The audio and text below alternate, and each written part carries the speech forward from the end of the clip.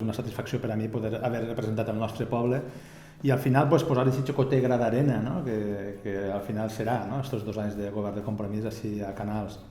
Però bé, jo estic satisfet per la nostra llavor, per el nostre compromís en el poble, i crec que la nostra política, lluny d'intentar ser una política a curt termini, hem intentat que encara que siga per a 2 anys, estem 2 anys, però que siga per a futur, no?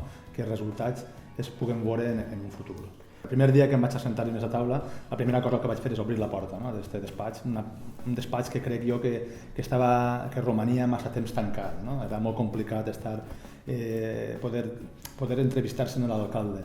Ara jo el que he buscat, no? El que he intentat és ser un alcalde de portes obertes, no? Intentar ser un alcalde proper a la ciutadania per escoltar els seus problemes i sobretot poder mirar a la gent als ulls, no? Que és el que la gent vol i el que la gent necessita moltes vegades. Jo estic satisfet perquè n'hi ha moltes persones que fins i tot m'han dit que no continues els 2 anys. No, nosaltres tinguem un compromís per a 2 anys, acabem.